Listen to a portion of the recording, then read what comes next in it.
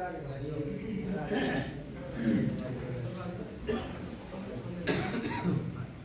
الحمد لله نحمده ونصلي على رسوله الكريم. أعوذ بالله من الشيطان الرجيم. بسم الله الرحمن الرحيم. ومن لم يبتغي غير الإسلام دينا فلن يقبل منه وهو في الآخرة من الخاسرين. وقال الله تعالى: ولتكن منكم أمة يدعون إلى الخير يأمرون بالمعروف وينهون عن المنكر. وقال الله تعالى: يا أيها الذين آمنوا اتقوا الله حق تقاته ولا تموتن إلا وأنتم مسلمون. وقال الله تعالى: ألا له الخلق والأمر. الحمد لله. সমস্ত প্রশংসা সেই মহান রব্বুল আলামিনের জন্য, যে মহান রব্বুল আলামিন আমাদেরকে মাগরিবের নামাজ আদায় করার পর কোরআন এবং হাদিসের আলোকে কিছু কথা বলার এবং শোনার তৌফিক এনায়েত করে দিয়েছেন। সেই মহান রব্বুল আলামিনের শুকরিয়া আদায় করে সে বলে আলহামদুলিল্লাহ।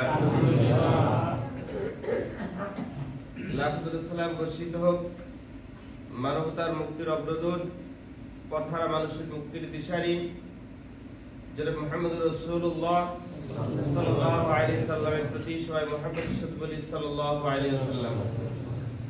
যুগে যুগে কালে কালে আল্লাহ রাব্বুল আলামিনের জমিনে আল্লাহর দ্বীনকে, ইসলামকে, কোরআনকে প্রতিষ্ঠা করতে গিয়ে যারা জীবন উৎসর্গ করেছেন, আল্লাহ রাব্বুল আলামিন তাদেরকে শহীদ হিসেবে কবুল করুন সবাই বলে আমিন।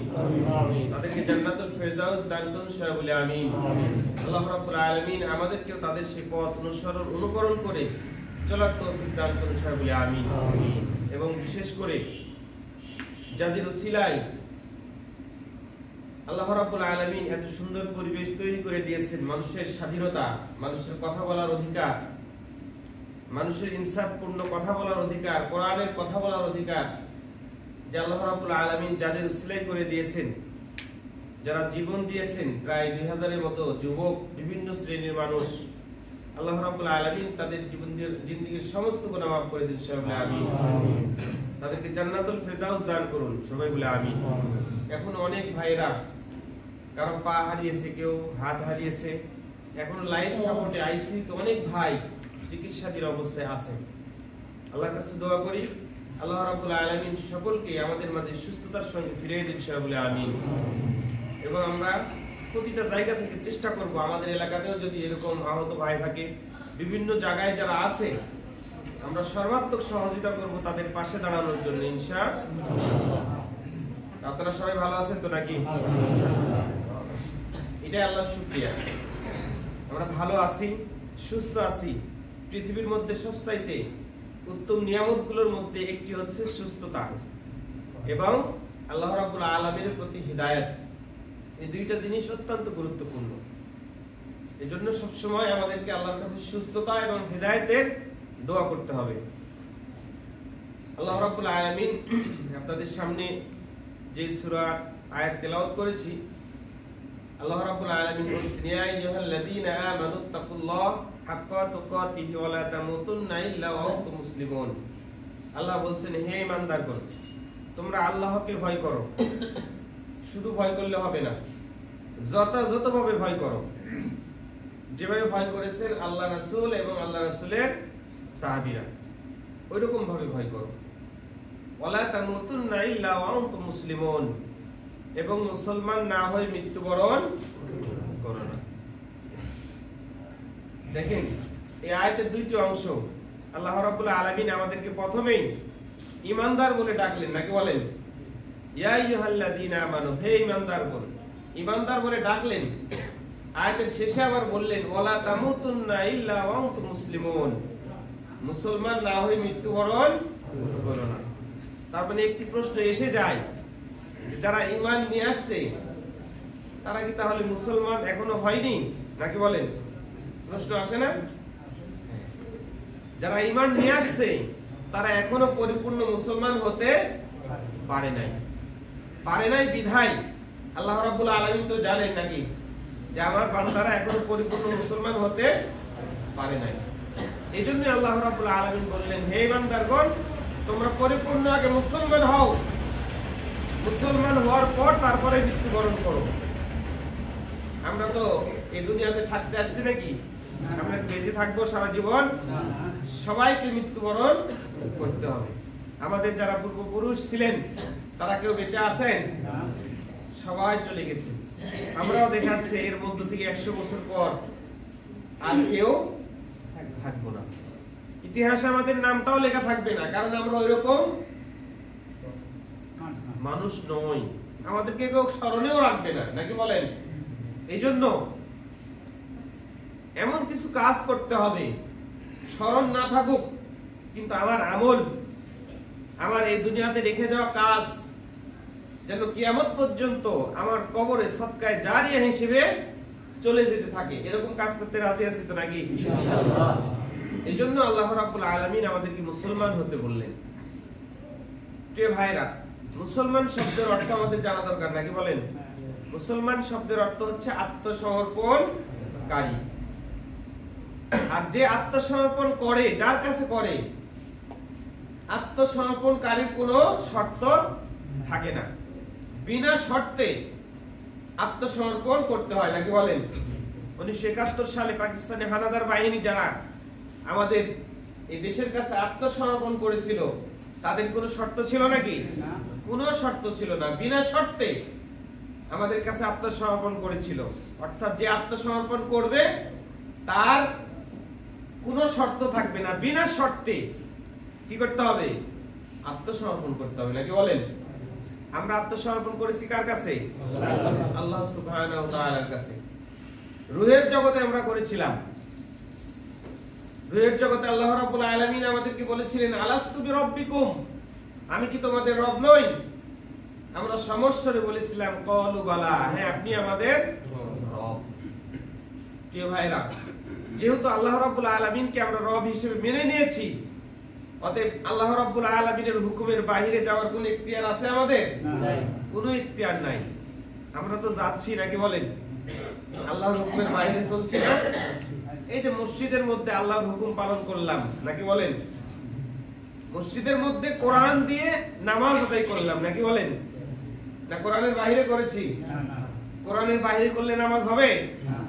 এখন বলেন যে কোরআন কি শুধু মসজিদের মধ্যে নামাজের জন্যই, না অন্য জন্য আছে?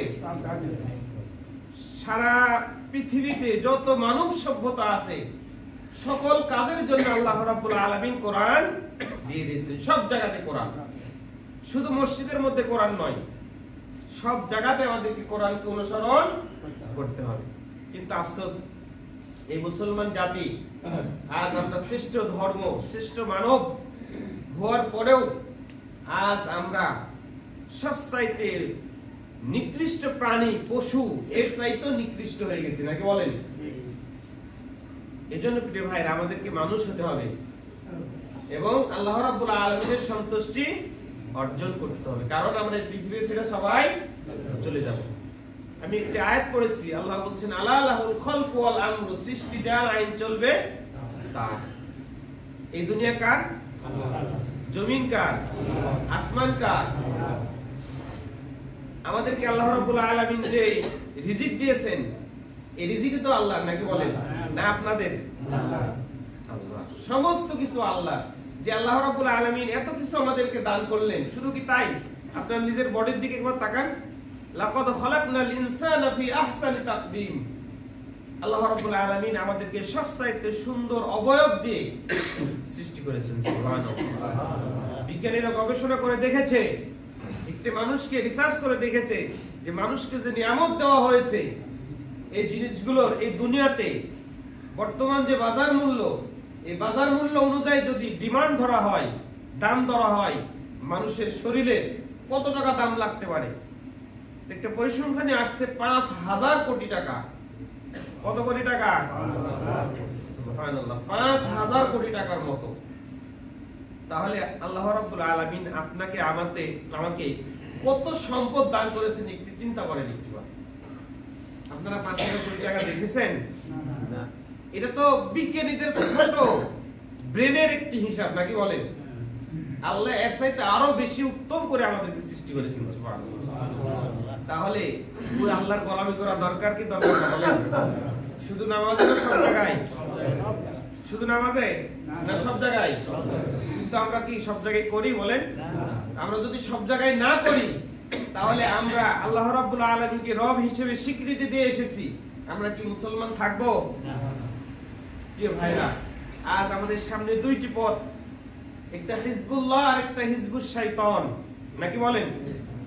আজ আমরা আল্লাহ রাব্বুল আলামিনের এত সুন্দর নিয়ামত প্রাপ্ত কিতাব কোরআন মাজিদ পাওয়ার পরেও আমরা আল্লাহর পথের দিকে না গিয়ে শয়তানের পথের দিকে অধিকাংশ মানুষ জাহান্নামের দিকে ধাবিত হচ্ছে, জেনে বুঝে জেনে বুঝে। আপনারা জুমার দিন নামাজ পড়তে আসবেন, দেখবেন লোক ভরে যায়, নাকি বলেন? লোক ভরে যায় প্রতিটা মসজিদ। অথচ দেখেন এই মসজিদের যে মুসল্লিগুলো আছে, কত পার্সেন্ট মুসল্লি প্রতিটা মসজিদে রিসিভ করবেন যে কত পার্সেন্ট মুসল্লি আল্লাহর জমিনে আল্লাহর কোরআন প্রতিষ্ঠিত করতে চায়? কত পার্সেন্ট বলেন? 5%, 2%, 3%, 1%, নাকি বলেন? আপনাদের মসজিদে কত পার্সেন্ট? 5%। প্রিয় ভাইরা, দেখেন কত বড় আফসোস। শুনেন, আমরা এই দুনিয়ার লোভে পড়ে, এই দুনিয়ার তামাশায় পড়ে, ক্ষমতায় পড়ে আমরা আল্লাহ রাব্বুল আলামিনকে ভুলে গিয়েছি। আল্লাহ রাব্বুল আলামিন বলছেন, ওয়াল তাকুম মিনকুম উম্মাতুন ইয়াদউনা ইলাল খায়র ইয়া'মুরুনা বিল মা'রুফ ওয়া ইয়ানহাউনা আনিল মুনকার। আল্লাহ নিজেই বলছেন যে তোমাদের দল করতে হবে। আল্লাহ বলছেন তোমাদের মধ্যে, যেহেতু আমরা মুসলমান, আল্লাহ রাব্বুল আলামিনের কাছে মুসলমান হিসেবে আমাদেরকে কি করতে হবে? যেতে হবে। আর মুসলমান যখন হব তখন আমাদেরকে ঐক্যবদ্ধ হতে হবে, নাকি বলেন? বিচ্ছিন্ন ভাবে থাকলে চলবে? বিচ্ছিন্ন ভাবে থাকলে শয়তান আমাদেরকে আক্রমণ করবে। শয়তান কি করবে? আক্রমণ করে আমাদেরকে পথ ভুলিয়ে দিবে। আর আমরা যদি ঐক্যবদ্ধ থাকি, ওয়াতাসিমু বিহাবলিল্লাহি জামিআ ওয়া লা তাফাররাকু, আমরা যদি ঐক্যবদ্ধ থাকি তাহলে শয়তান আমাদেরকে কখনো পদস্খলন ঘটাইতে পারবে না। কেন পারবে না? এরও যুক্তিক কারণ রয়েছে। এরও কি রয়েছে? যুক্তিক কারণ রয়েছে। আপনারা ডিসকভারি চ্যানেল দেখেন তো নাকি? ডিসকভারি চ্যানেলে দেখেন বিভিন্ন মহিষের পাল, গরুর পাল যখন দলবদ্ধভাবে চলে তখন কি বাঘ, সিংহ তাদেরকে সহজে আক্রমণ করতে পারে? যখন বিচ্ছিন্ন হয়ে যায় দল থেকে তখন কি বাঘ, সিংহ দ্রুত তাকে আক্রমণ করে শেষ করে ফেলে দেয়, নাকি বলেন? একতাই আমাদের সবচেয়ে বড় শক্তি। এই যে আমার কাছে একটি কলম আছে না, এখানে যে কয়েকজন লোক আছেন, ছোট বাচ্চা থেকে শুরু করে যে কাউকে যদি বলা যায় যে কলমটা ধরে ভেঙে ফেলে দাও, ভাঙা সহজ হবে না? অত্যন্ত সহজ হবে। কিন্তু এখানে আমি যদি 10টা কলম একত্রিত করে দুই মাথায় গাঢ়াত দিয়ে বেঁধে আপনাদের এখানে যারা আছে সবাইকে একবার করে দিই, কেউ ভাঙতে পারবেন 10টা কলম? কেন পারবেন না বলেন? কারণ এখানে একতা, একটা শক্তি তৈরি হয়েছে, নাকি বলেন? এই শক্তির মাধ্যমে আপনারা ভাঙতে পারবেন না। কিন্তু একটি কলম যে কেউ ভেঙে ফেলবে। এজন্য আল্লাহ রাব্বুল আলামিন বলছেন, ওয়াল তাকুম মিনকুম উম্মাতুন ইয়াদউনা ইলাল খায়র ইয়া'মুরুনা বিল মা'রুফ ওয়া ইয়ানহাউনা আনিল মুনকার। তোমাদের মধ্যে এমন একটি উত্তম দল থাকা প্রয়োজন যারা মানুষকে আল্লাহর দিকে, ভালো কাজের দিকে আহ্বান করবে এবং মন্দ কাজ থেকে দূরে রাখবে। আল্লাহ রাব্বুল আলামিন পবিত্র কোরআন মাজিদে আরেক জায়গায় বলছেন, দল যখন তোমরা একত্রিতভাবে, ঐক্যবদ্ধভাবে করবে, করার পর আল্লাহ রাব্বুল আলামিন তোমাদেরকে কি করবেন? এই দুনিয়াতে ক্ষমতা দান করবেন। আল্লাহ বলছেন, আল্লাযীনা ইম্মাক্কানাহুম ফিল আরদি আকামুস সালাত ওয়া আতুজ যাকাত ওয়া ইয়া'মুরুনা বিল মা'রুফ ওয়া ইয়ানহাউনা আনিল মুনকার। আল্লাহ বলছেন, আমি যখন পৃথিবীতে তোমাদেরকে ক্ষমতা দান করি, কোন এলাকার শাসক বানাই, কোন এলাকার প্রধানমন্ত্রী বানাই, কোন এলাকার বাদশাহী দান করি, কোন এলাকার প্রেসিডেন্ট বানাই, তখন তোমাদের উপরে কয়টি কাজ ফরজ? 4টি কাজ ফরজ।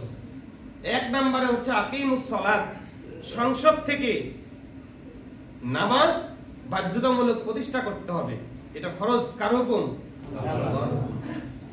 2 নম্বর ওয়াতুজ যাকাত, ওই দেশের অর্থনীতি হবে যাকাত ভিত্তিক। 3 নাম্বার ওয়া'মুরুনা বিল মা'রুফ, ওই সরকার প্রধান ওর দেশে শুধু ভালো কাজের আদেশ দিবে, ভালো কাজ তৈরি করবে। 3 নাম্বার ওয়ানহাউনা আনিল মুনকার, ওই সরকার ওই দেশের যত মন্দ, অশ্লীল, ফাহিশা, মন্দ যত কাজ আছে, দুর্নীতি, ঘুষ, সুদ, সমস্ত কিছু বন্ধ করে দিবে। এটা কার অর্ডার? আল্লাহর অর্ডার। বিগত 54 বছরে আমাদের এই দেশে কোরআনের একটি আইনও প্রতিষ্ঠিত হয়েছে বলেন? হয়েছে? হয় নাই। এই 54টি বছর আমাদের এই মুসলিম দেশ না হিন্দুদের দেশ বলেন? মুসলিম। আমাদের এই দেশটা কি ইহুদি, খ্রিস্টান, হিন্দুরা শাসন করেছে? কারা শাসন করেছে? মুসলিম। আমরা কি আল্লাহর কাছে আত্মসমর্পণ করি নাই? যেহেতু আল্লাহর কাছে আত্মসমর্পণ করেছি, আমাদের নৈতিক দায়িত্ব ছিল যে এই রাষ্ট্রটা কোরআন অনুযায়ী চলবে। কিন্তু চলেছে? চলে নাই। এই 54টি বছর হয় এ দল চালিয়েছে, নাহলে বি দল চালিয়েছে, নাহলে সি দল চালিয়েছে, নাহলে ডি দল, নাকি বলেন? বিভিন্ন এভরিথিং যে দলগুলো আছে এরাই তো চালাইছে, নাকি বলেন? আচ্ছা বলেন তো, এই দলগুলোকে ক্ষমতার মস্তদে কারা বসাইছে? আমরা বসাইনি, আমরাই বসাইছি।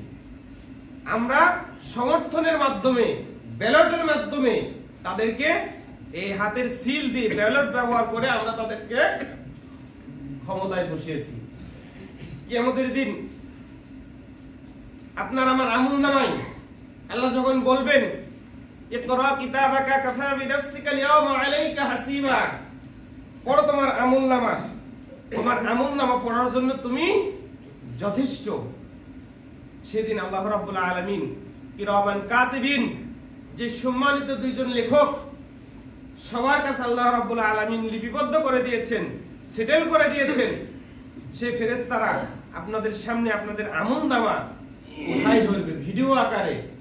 সেদিন আপনি দেখবেন যে আপনার আমলনামা থেকে একটি ছোট গুনাহও বাদ পড়ে নাই, একটি বড় গুনাহও বাদ পড়ে নাই। তখন আমরা বলবো, মালি হাযাল কিতাব, এটা কি সেই কিতাব লা ইউগাদিরু সাগীরাতান ওয়ালা কাবীরাতান ইল্লা আহসাহা, যেখানে একটা ছোট গুনাহও বাদ পড়ে নাই, বড় গুনাহও বাদ পড়ে নাই। সেদিন আপনার আমলনামায় দেখবেন যে আপনি একজন হত্যাকারী, আপনি একজন সন্ত্রাসী, আপনি ফাঁসি দিয়েছেন, আপনি হত্যা করেছেন, আপনি অমুক গর্ভবতী শিশুমাতার কার্ডের টাকা মেরে খেয়েছেন, আপনি অমুক জায়গার কাবিখার টাকা মেরে খেয়েছেন, আপনি অমুক ব্রিজের টাকা মেরে খেয়েছেন, অমুক জায়গায় বিল্ডিং হয়েছে ওই টাকা মেরে খেয়েছেন, অমুক জায়গায় রাস্তা হয়েছে ওই রাস্তার টাকা আপনি মেরে খেয়েছেন। এই গুনাহগুলো আপনার আমলনামায়। তখন আপনি বলবেন যে আল্লাহ, এই গুনাহগুলো তো আমি করি নাই, অস্বীকার করবেন। আল্লাহর কাছে অস্বীকার করার উপায় আছে? রেকর্ড আছে না নাই? রেকর্ড আছে, একটাও আমরা বাঁচার উপায় নাই, অস্বীকার করব। তখন আল্লাহ রাব্বুল আলামিন মুখে মোহর মেরে দিবেন। আল্লাহ বলছেন, আল ইয়াওমা নাখতিমু আলা আফওয়াহিহিম ওয়া তুকাল্লিমুনা আইদিহিম ওয়া তাশহাদু আরজুলুহুম বিমা কানু ইয়াকসিবুন। আল্লাহ সেদিন মুখে মোহর মেরে দিবেন। আল ইয়াওমা নাখতিমু আলা আফওয়াহিহিম ওয়া তুকাল্লিমুনা আইদিহিম, তখন এই হাত তুকাল্লিম কথা বলবে, এই হাত কথা বলবে। ওয়া তাশহাদু আরজুলুহুম বিমা কানু ইয়াকসিবুন, এই পা আপনার আমার বিরুদ্ধে সাক্ষ্য দিবে। এই হাত বলবে, আল্লাহ এই দুনিয়াতে আমাকে নিয়ামত দিয়ে তার কাছে দিয়েছিলে, এই হাত দ্বারা অমুক সন্ত্রাসীকে ভোট দিয়েছে, ওই চোরকে ভোট দিয়েছে, ওই খুনিকে ভোট দিয়েছে। ভোট দেওয়ার কারণে সে ক্ষমতায় গিয়েছে, ক্ষমতায় গিয়ে সে মানুষকে হত্যা করেছে, লুট করেছে, দুর্নীতি করেছে, মানুষের টাকা মেরে খেয়েছে, বিল্ডিং এর টাকা মেরেছে, রাস্তার টাকা মেরেছে। তার সমর্থন নিয়ে পা বলবে, আল্লাহ আমাকে ব্যবহার করে ওর পক্ষে মিছিল মিটিং করেছে, প্রচারণা চালিয়েছে, আমি তার উজ্জ্বল সাক্ষী। বাঁচার উপায় আছে বলেন? বাঁচার উপায় নেই। অথচ হাত, এই পা কেটে গেলে আমরা কতই না মহব্বত করি, নাকি বলেন? মহব্বত করি না? ডাক্তারের কাছে দৌড়ায়, রাজশাহী না হলে ঢাকা, ঢাকা না হলে ইন্ডিয়া, নাকি বলেন? চলে যায় প্রিয় ভাইরা। অথচ এই হাত, এই পা কিয়ামতের দিন আপনার আমার বিরুদ্ধে সাক্ষী দেবে। শুধু হাত পা না, সমস্ত কিছুই আপনার আমার বিরুদ্ধে সাক্ষী দেবে। এর জন্য বাঁচার উপায় নেই প্রিয় ভাইরা। এই জন্য গোলাম হতে হবে কার? আল্লাহ রাব্বুল আলামিন আমাদেরকে যে উদ্দেশ্যে পাঠিয়েছে সেই উদ্দেশ্য বাস্তবায়ন করা আমাদের জন্য কি ফরজ। কিন্তু আজ আমরা সেই উদ্দেশ্যের কথা ভুলে গিয়েছি। আমরা মনে করি এই নামাজ, রোজা, দান সদকা করব, মসজিদ নির্মাণ করব, মাদ্রাসা করব, হেফজখানা করব, তাফসীর মাহফিল করব, বাস আমাদের দায়িত্ব শেষ। যখন আমাদের পিতামাতা মারা যাবে, হুজুরদেরকে ডেকে নিয়ে এসে কোরআন খতম লাখ কালমা দিব, কোরআনের দায়িত্ব শেষ। এটাই কোরআনের কাজ।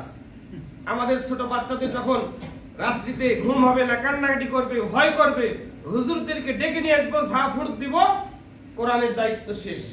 আচ্ছা বলেন তো, আল্লাহ এই জন্য কি কোরআন পাঠিয়েছে? এই জন্য কোরআন পাঠায়নি। আল্লাহ রাব্বুল আলামিন এই মানব সভ্যতার জন্য হেদায়েতের জন্য কোরআন পাঠিয়েছে। যালিকাল কিতাবুল লা রাইবা ফি হুদাল লিল মুত্তাকিন। এই সেই কিতাব যার মধ্যে কোনো সন্দেহ নেই, সংশয় নেই। এই কিতাবের মধ্যে মুত্তাকিদের জন্য হিদায়াত। কিন্তু আজ আফসোস, আমরা মুসলমান হওয়ার পরেও এই কোরআন থেকে আমরা হিদায়াত গ্রহণ করতে পারি না। আমরা মুসলমান হওয়ার পরেও, ঈমানদার হওয়ার পরেও আজ আমরা ঈমান হারা হয়ে যাচ্ছি। আজ আমাদের নামাজ কবুল হচ্ছে না। আমরা নামাজও পড়ি, অন্যায় করি, নাকি বলেন? নামাজও পড়ি, অন্যায় করি। প্রিয় ভাইরা, শুধু নামাজ পড়ে, রোজা করে আল্লাহর জান্নাত পাওয়া যাবে না। আল্লাহর জমিনে আল্লাহর হুকুম যদি আমরা প্রতিষ্ঠিত না করি, আল্লাহর জান্নাত আমাদের জন্য হারাম হয়ে যাবে। এখন আপনারা বলতে পারেন, তাহলে কি আমাদের সকলকে জামাত ইসলাম করতে হবে? আমি এই কথাও বলবো না। আমাদেরকে ওই দল করতে হবে, এ দল, বি দল, সি দল বলেছি না? আমি কোন দলের নাম নিচ্ছি না, কারণ এখানে আমরা যারা আছি কেউ নিরপেক্ষ না, নাকি বলেন? কেউ নিরপেক্ষ? কেউ নিরপেক্ষ না। কোন না কোন দলকে আমরা এই যাবত পর্যন্ত সাপোর্ট করে এসেছি। আমি কাউকে আঘাত করার জন্য, কষ্ট দেওয়ার জন্য কথা বলছি না। আমি আরেকটি আয়াত বলেছি, আমাল্লাম ইয়াবতাগি গায়রাল ইসলামি দীনান ফালা ইউকবালা মিন ওয়া হুয়া ফিল আখিরাতি মিনাল খাসিরিন।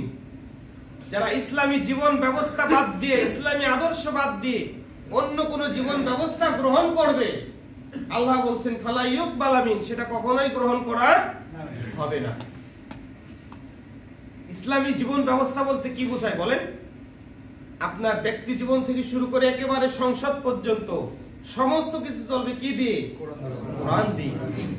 আপনার ব্যক্তি জীবন কোরআন, সামাজিক জীবন কোরআন, রাজনৈতিক জীবন কোরআন, অর্থনৈতিক জীবন কোরআন, ব্যাংকিং জীবন কোরআন, ব্যবসায়ী জীবন কোরআন, পররাষ্ট্রনীতি কোরআন, সব জায়গায় কোরআন থাকতে হবে। যদি না থাকে, মনে করতে হবে যে আমি প্রকৃত মুসলমান হতে পারি নাই। আর ইসলামী জীবন ব্যবস্থা বাদ দিয়ে যারা অন্য কোন জীবন ব্যবস্থা, অন্য কোন সংস্কৃতি, অন্য কোন রাজনীতি, অন্য কোন ব্যবসা নীতি, অন্য কোন সুদি কারবারি গ্রহণ করবে, আল্লাহ বলছেন ফালা ইউকবালা মিন, সেটা কখনোই গ্রহণ করা হবে না। আর যারা গ্রহণ করবে, আল্লাহ বলছেন ওয়া হুয়া ফিল আখিরাতি মিনাল খাসিরিন। আমরা নামাজ পড়ছি কি দিয়ে? কোরআন দিয়ে, নাকি বলেন? রাজনীতি কি দিয়ে করি? কোরআন দিয়ে করি। কোরআন দিয়ে রাজনীতি করেন কে কে? একটু দাঁড়ান, হাত উঠান। কোরআন দিয়ে রাজনীতির সঙ্গে জড়িত আছেন? আল্লাহু আকবার। গুটি কয়েকজন। আপনাদের গ্রামে কতজন আছে আমি জানি না, গুটি কয়েকজন। অথচ দেখেন আমরা কোরআন দিয়ে কি করি? নামাজ পড়ি।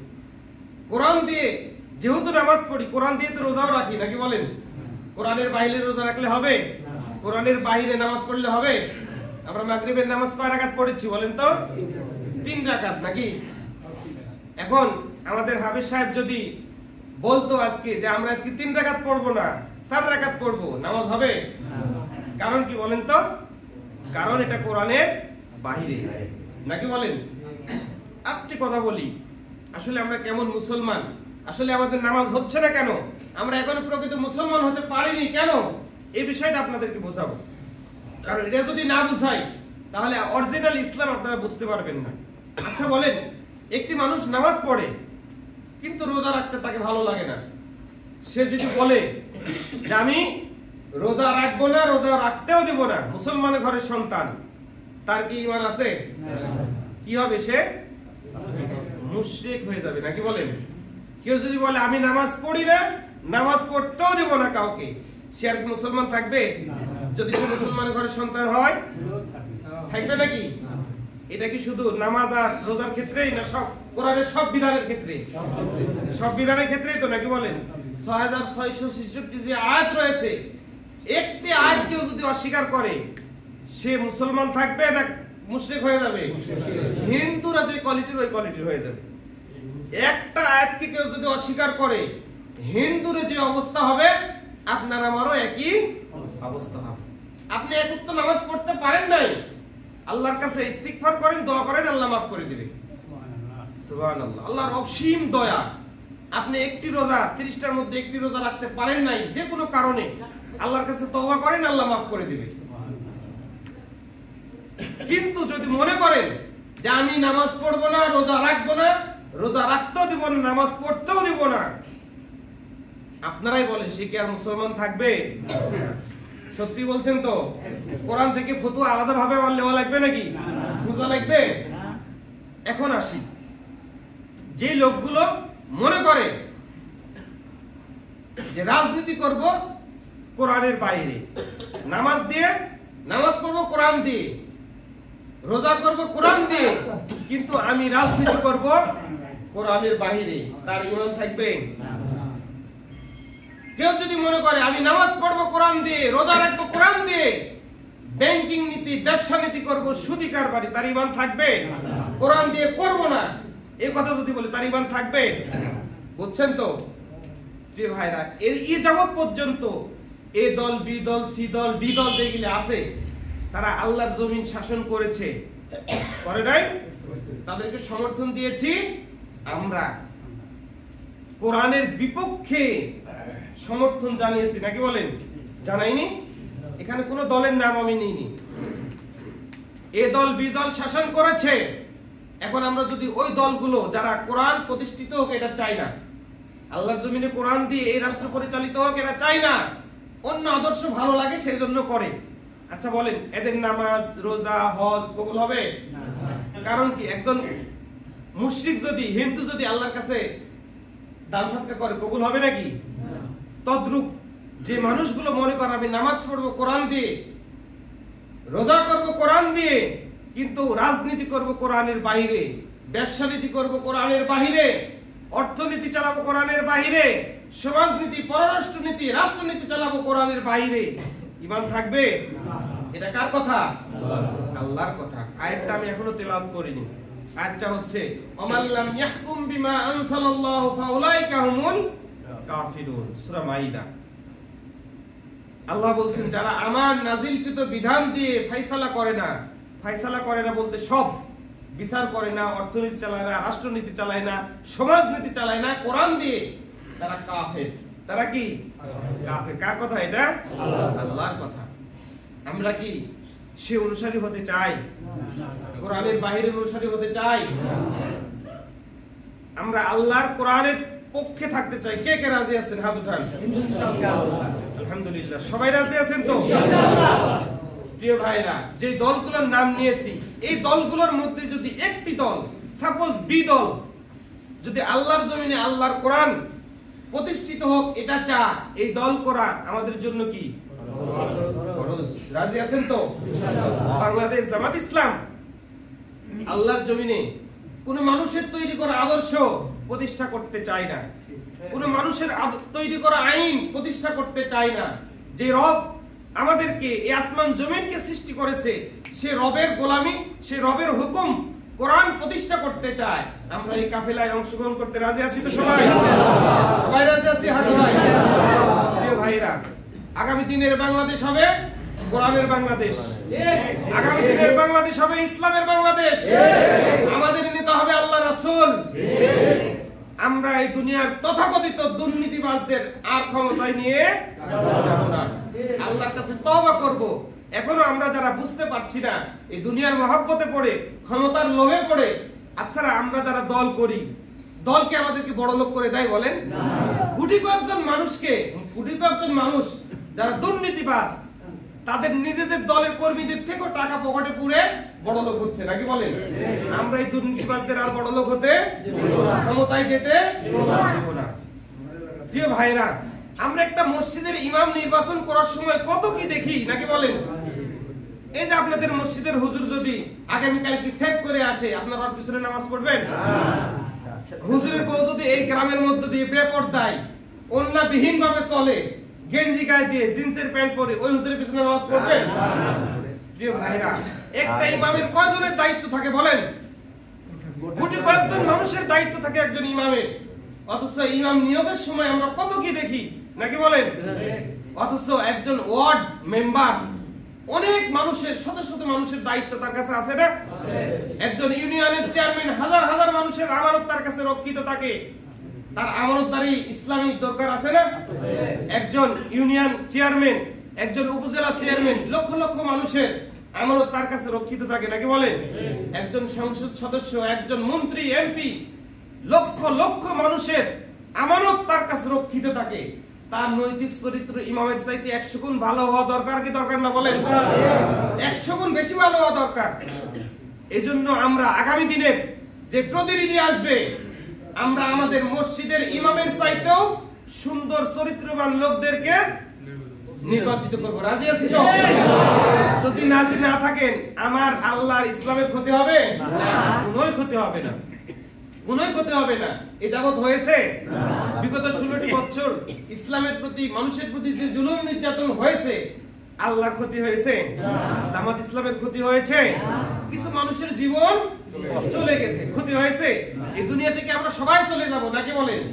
ইজ্জতের সাথে যদি যাওয়া যায়, ভালো না মন্দ বলেন? তারা যে দেশ ছেড়ে চলে গেছে, ইজ্জতের সহিত না বেইজ্জতের সহিত? আমরা কটাক্ষ করে বলবো না, এটা আল্লাহর ফয়সালা নাকি বলেন? কার ফয়সালা? আল্লাহর ফয়সালা। সে মানুষের সঙ্গে গাদ্দারি করেছে, আল্লাহ ঘাড়ে পাক দিয়ে তাড়িয়ে দিয়েছে নাকি বলেন?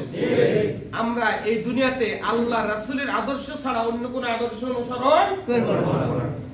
প্রিয় ভাইরা, আফসোস লাগে, এই দুনিয়াতে আমরা প্রতিনিয়ত আমাদের মাঝ থেকে আমাদের প্রতিবেশীরা চলে যাচ্ছে নাকি বলেন?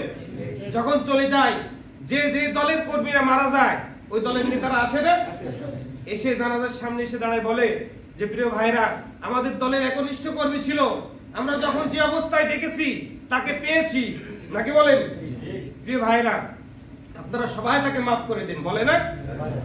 প্রিয় ভাইরা, ইমাম সাহেব লাশ নামানোর পর বুকে হাত দিয়ে বলে বিসমিল্লাহি ওয়া আলা মিল্লাতি রাসূলুল্লাহ। আচ্ছা বলেন তো, এই কথাটা কয়জনের ক্ষেত্রে সত্য হয়? সত্য হয়? 2-4 জনের ক্ষেত্রে সত্য হয়। যে মানুষটা সারা জীবন কোরআন এবং রাসূলের আদর্শের বাইরে ছিল নাকি বলেন, আর মরে গেছে, মোরা লাশটাকে আল্লাহ আল্লাহ রাসূলের আদর্শের উপরে রেখে দিচ্ছি। আস্তাগফিরুল্লাহ। মিথ্যা সাক্ষ্য দেওয়া কি কবিরা গুনাহ।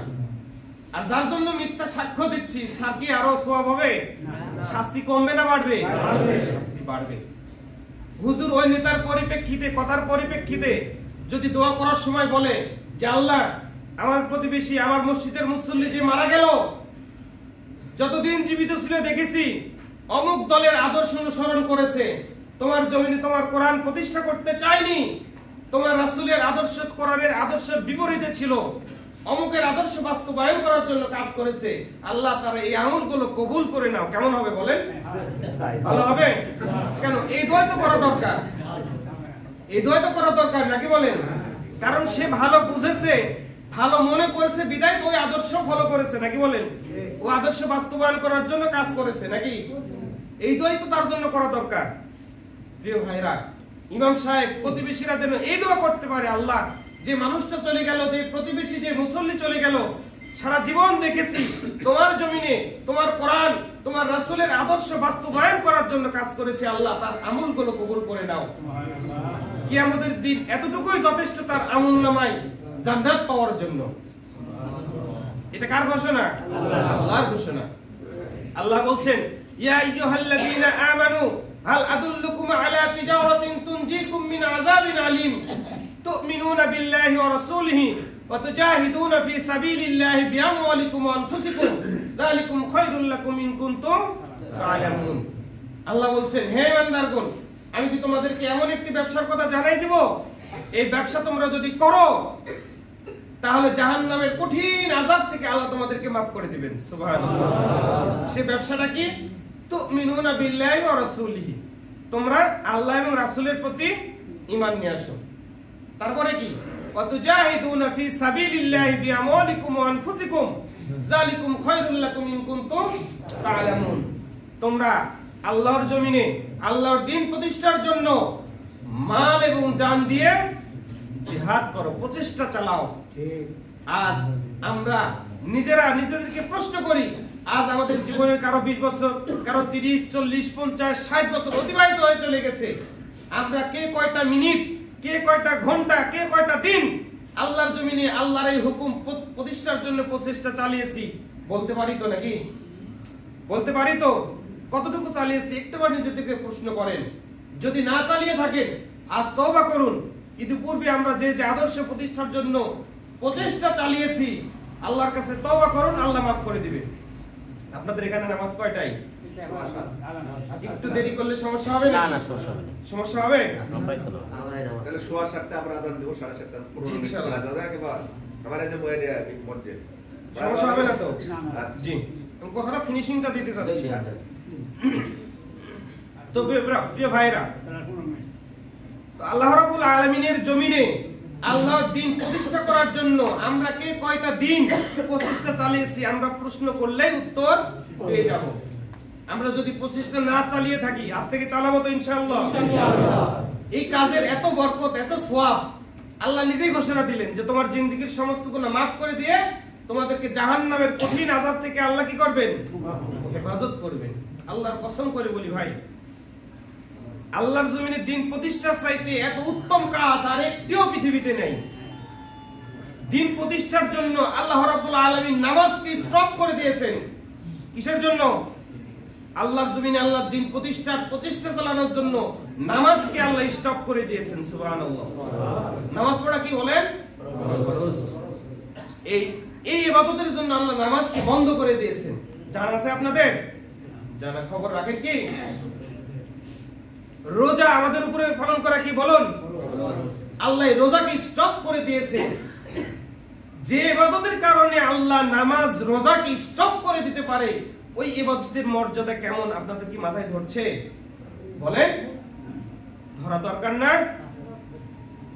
এই ইবাদতটাই হচ্ছে আল্লাহর জমিনে আল্লাহর দ্বীন প্রতিষ্ঠা করা, আল্লাহর জমিনে আল্লাহর কোরআন প্রতিষ্ঠা করা। কারণ আল্লাহর জমিনে আল্লাহর কোরআন যদি প্রতিষ্ঠিত হয়ে যায়, আপনার নামাজ, রোজা, হজ যা কিছু আছে সব প্রতিষ্ঠিত হয়ে যাবে। আচ্ছা বলেন তো, আপনারা এখন ইচ্ছা করলেও কোন জায়গাতে ঘুষ না দিয়ে আপনার কাজ হবে? পালন করতে পারবেন? ইচ্ছা করলেও আপনি সুদ মুক্ত জীবন অতিবাহিত করতে পারবেন? একা কি সম্ভব না। রাষ্ট্র যখন ইসলামী হয়ে যাবে তখন আপনি সুদ মুক্ত জীবন অতিবাহিত করতে পারবেন, ঘুষ মুক্ত জিন্দেগি, দুর্নীতি মুক্ত জিন্দেগি উপহার করতে পারবেন। প্রিয় ভাইরা, আমরা চাই তো ইসলাম যখন ক্ষমতায় চলে যাবে শুধু কি মুসলমানদের সুযোগ সুবিধা বাড়বে? সবার, এই পৃথিবীর সমস্ত মানুষের সমবন্টন হয়ে যাবে। আমরা চাই তো? না চাইলে ক্ষতি আছে? ক্ষতি আছে না? ক্ষতি আছে। বুঝেছেন? উত্তর দেন। যদি আল্লাহর জমিনে আল্লাহর দ্বীন প্রতিষ্ঠা করতে না চান, আমরা যদি না চাই, কিয়ামতের দিন আল্লাহ রাসূল আপনার আমার বিপরীতে চলে যাবে, বিরুদ্ধে চলে যাবে। নাউযুবিল্লাহ। কে যাবে বলেন? আল্লাহ রাসূল। আল্লাহ রাসূল, আল্লাহর কোরআন যদি আপনার আমার বিরুদ্ধে চলে যায়, আপনার আমার জান্নাত পাওয়ার আশা আছে বলেন? নাই। প্রিয় ভাইরা, কিয়ামতের দিন আল্লাহ রাসূল আল্লাহর কাছে বলবে, ওয়া ক্বালা আর-রাসূল ইয়া রাব্বি ইন্না কওমি ইত্তাখাযু হাযাল কুরআন মাহজুরা। কিয়ামতের দিন আল্লাহ রাসূল আল্লাহর কাছে বলবে ফরিয়াদ করে, আল্লাহ আমার এই কওম, আমার এই উম্মত তোমার জমিনে তোমার কোরআনকে দুর্বল করে দিয়েছে। এই কোরআন প্রতিষ্ঠিত হোক, এই কোরআন প্রসারিত হোক, এই কোরআন পালন করুক। তোমার এই উম্মতেরা বান্দারা চাইনি, আমার এই উম্মত চাই নাই, কোরআনকে দুর্বল করে দিয়েছে। আজ তাদের মধ্যে আর আমার মধ্যে ফয়সালা করে দাও।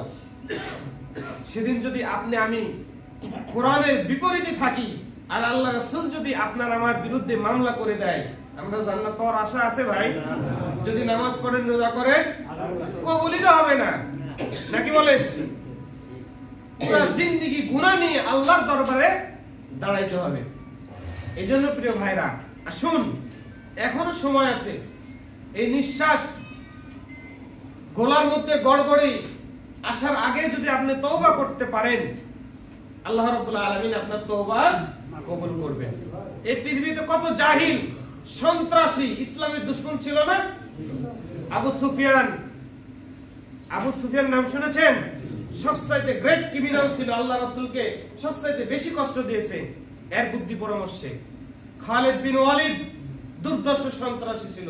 হযরত ওমর দুর্দর্শ সন্ত্রাসী ছিল। আবু জাহেলের পুত্র ইকরামা আল্লাহ রাসূলের আপন চাচা আমির হামজাকে উহুদের প্রান্তরে হত্যা করেছিল ওহেশি, আর তার কলিজা চিবাই খাইছিল হিন্দা, আবু সুফিয়ানের স্ত্রী। বুঝতে পারছেন?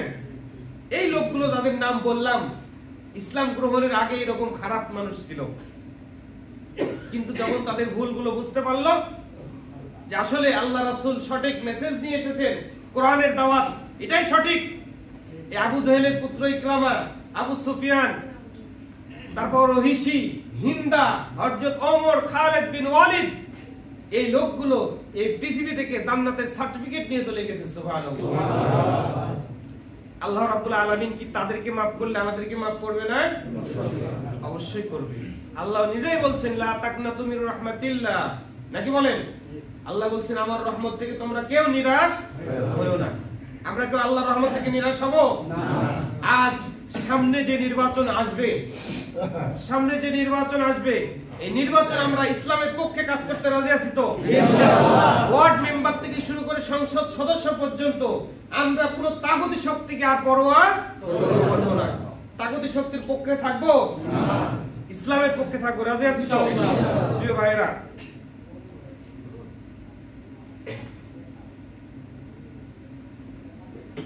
প্রশ্ন আসছে একটা, নামাজ বন্ধের বিষয়টা একটু ক্লিয়ার করেন।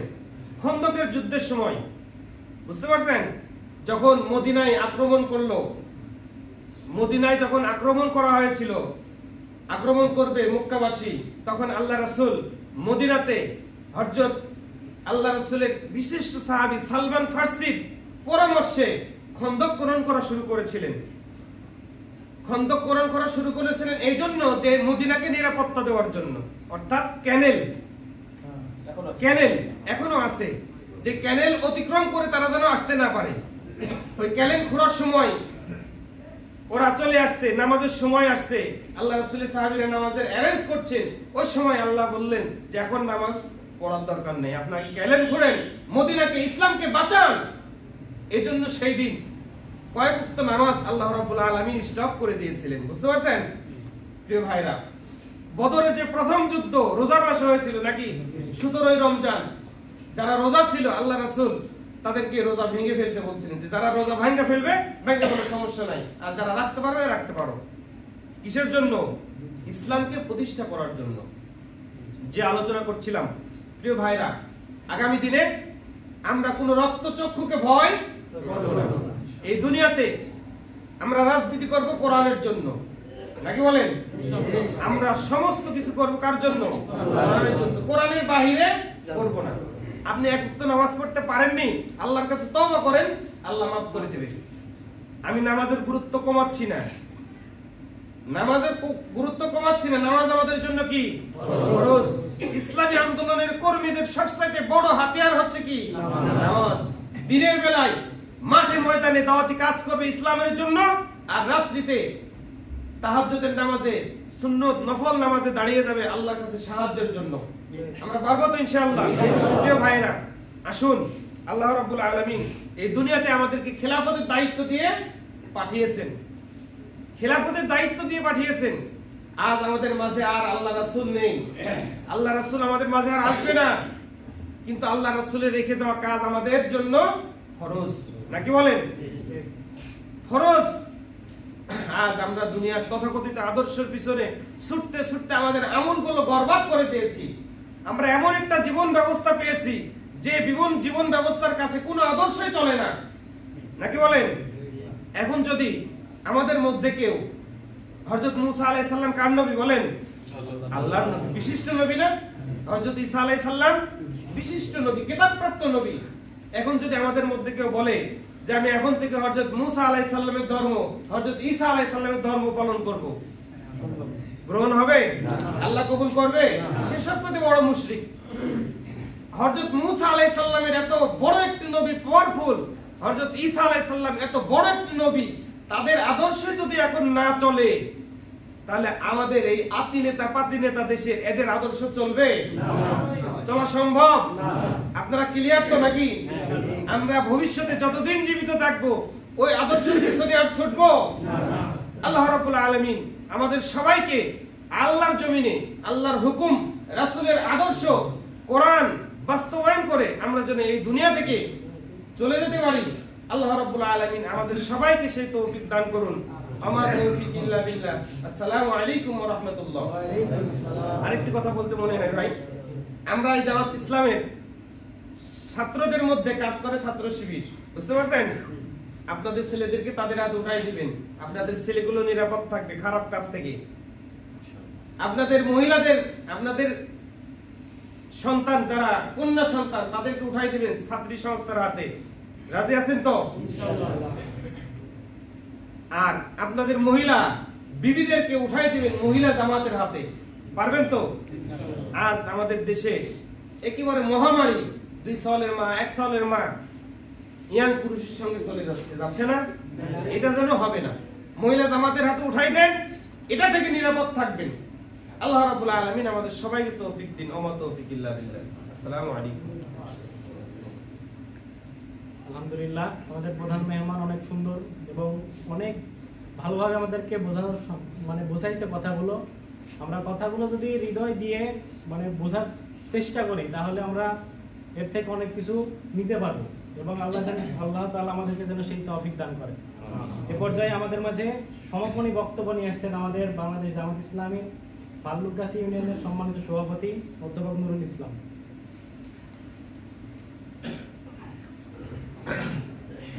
আলহামদুলিল্লাহ রাব্বিল আলামিন, আসসালাতু ওয়াসসালামু আলা রাসূলিল কারীম ওয়া আলা আলিহি ওয়া আসহাবিহি আজমাইন। সম্মানিত মুসলিমবৃন্দ, সবার মধ্যে আমার সালাম, আসসালামু আলাইকুম ওয়া রাহমাতুল্লাহ। সবাই সংক্ষিপ্ত আজান হবে, আমি সংক্ষিপ্ত কয়েকটি কথা বলে আজকের এই আয়োজনের সমাপ্তি ঘোষণা করব। আমরা তো সবাই আল্লাহর প্রতি ঈমান এনেছি নাকি? আল্লাহ আমাদের কে হন? রব। রব মানে কি? পালন করতে মালিক। আল্লাহর সঙ্গে আমাদের সম্পর্ক, আল্লাহ আমাদের মালিক, আর আমরা আল্লাহ কে হই? গোলাম, চাকর, নাকি? ঠিক আছে তো? এখন আল্লাহ আমাদের মালিক হুকুম দিয়েছেন কোরআনে যেভাবে চলতে হবে, এটা দিয়ে এই জমিনটাকে চালাইতে হবে। এখন আমি আল্লাহর এই কথা মানলাম না, আমি আল্লাহর বান্দা থাকতে পারবো? মালিকের কথা অমান্য করলে কারো গোলামি থাকে, চাকরি থাকে? আমরা আল্লাহ বললেন যে মদ খেও না, আল্লাহ বললেন সুদ খেও না, আল্লাহ বললেন মানুষকে সৎ কাজের আদেশ দাও, আল্লাহ বললেন কোরআন দিয়ে জমিনটাকে চালাও। আমরা বলছি যে না, এদিকে হবে না, এইসব কথা বললে ভোটে জেতা যাবে না, দুনিয়ায় লাভ করা যাবে না, সংসারে উন্নতি করা যাবে না। তাহলে মুসলমান কি জোর করে থাকা যাবে? আল্লাহ যদি বলে যে তুমি আমার হুকুম মানোনি, আমার হুকুম এই কোরআন ছাড়া অন্য কিছু আছে? আল্লাহর হুকুম এই কোরআন দিয়ে জমিনটাকে চালাও নি, এর পক্ষে থাকো নি, আর তুমি কি জোর করে বলবে যে আমি মুসলমান আছি? ভাই, পবিত্র কোরআনের শরীফে আল্লাহ সুন্দরভাবে বলেছে, ওয়া মিনান নাসি মান ইয়াকুলু আমান্না বিল্লাহি ওয়া বিল ইয়াউমিল আখির ওয়া মা হুম বিমুমিনিন। আল্লাহ বলে কিছু মানুষ আছে যারা বলে যে আল্লাহর উপরে ঈমান এনেছি এবং আখিরাতের উপরে ঈমান এনেছি। আল্লাহ বলছে মোটেও এরা ঈমানদার না। সূরা বাকারা প্রথম দিকে দেখি, মোটেও ঈমানদার না। আমরা যদি কোরআনের পক্ষে না থাকি, আল্লাহর এই জমিনটাকে আল্লাহর হুকুম অনুযায়ী না চালাই, আচ্ছা আমি যদি আওয়ামী লীগ করি, আওয়ামী লীগের নেতার হুকুম না মানি, থাকা যাবে? আমি যদি বিএনপি করি, বিএনপি নেতার হুকুম যদি না মানি, থাকা যাবে? আল্লাহ আমাদের মালিক, উনি হুকুম দিলে আমার কোরআন দিয়ে চলো, আমার কোরআন দিয়ে ফয়সালা করো, কোরআন দিয়ে রাজনীতি করো, কোরআন দিয়ে অর্থনীতি চালাও, আর আমরা বলছি যে না, আমি নামাজ পড়বো, আমি রোজা করবো, হবে? মহান কালামুল্লাহ শরীফ আল্লাহ ঘোষণা করলেন, যারা কোরআনের কিছু মানে আর কিছু মানে না, তাদের দুনিয়াতে আছে লাঞ্ছনা আর আখিরাতে আছে যন্ত্রণাদায়ক। তার মানে কি? জাহান্নাম। তা আমরা নামাজ পড়বো, কোরআন দিয়ে জমিন চালাবো না, রোজা করব, কোরআনের আইন বাস্তবায়নের জন্য আমি চেষ্টা করব না। আমি বলবো যে আমার মালিক ভালো, কিন্তু আমার মালিক বলে পেঁয়াজ তুলতে চাইতে হবে, আমি বলছি না। আল্লাহ বলে যে সুদ খায় না, যে সুদ না খালে কিস্তি না তুললে তো আমার পেঁয়াজের আবার ভালো করতে পারবো না। কথাটা বুঝেন? আমরা কিছু মানবো আর কিছু মানবো না। তাহলে আল্লাহ বলছে যে দুনিয়া লাঞ্ছনা আর আখিরাতে যন্ত্রণাদায়ক আযাব, আর মালিকের হুকুম পদ্ধতি না চললে যত আমি শক্তি চালাই, আমি মুসলমান থাকতে পারবো কি? আপনাদের বিবেকে কি মনে হয়? আমরা এতদিন যে ভুলের মধ্যে ছিলাম, সংক্ষিপ্ত কথা, যিনি আমাদের মালিক, আমি যদি তার গোলাম থাকতে চাই, তাহলে তার কোরআনের আনুগত্য করতে হবে, এই কোরআন দিয়ে জমিনটাকে চালানোর জন্য আমাকে তৎপর হতে হবে, নচেত আমার নামাজ, রোজা, ইবাদত বندگی কবুল হবে না। কারণ আমি তার আনুগত্যই করলাম না। আমি সংক্ষিপ্তভাবে এই আহ্বান জানিয়ে, যারা কোরআনের কথা বলে, কোরআন দিয়ে আল্লাহর জমিনটাকে চালানোর কথা বলে, মালিকের নির্দেশ অনুযায়ী চলার আহ্বান জানায়, যারা নামাজের কথা বলে, রোজার কথা বলে, তাদের সঙ্গে আমরা আমাদের জীবনটাকে লাগিয়ে দিই। আল্লাহকে মালিক মানি, রাসূল সাল্লাল্লাহু আলাইহি ওয়াসাল্লামকে নেতা মানি। এর বাইরে যত মতাদর্শ আছে আজ থেকে আমরা ছুড়ে ফেলি। কারণ আল্লাহ বলে যে পরিপূর্ণ মুসলমান না হয় তোমরা মরো না। আজানের সময় হয়ে গেছে, যাক আমরা এই কথাগুলো শুনলাম, আল্লাহ আমাদেরকে শোনার তৌফিক দিলেন, আল্লাহ যেন মানা আমাদের জন্য সহজ করে দেন, আমরা সকলে আমিন। বৈঠক শেষে যে পড়া দোয়াটা পড়তে হয় সেটা আমরা পড়ে নিই। সুবহানাল্লাহি ওয়া বিহামদিহি, আশহাদু আল্লা ইলাহা ইল্লা আনতা, আস্তাগফিরুকা ওয়া আতুবু ইলাইক।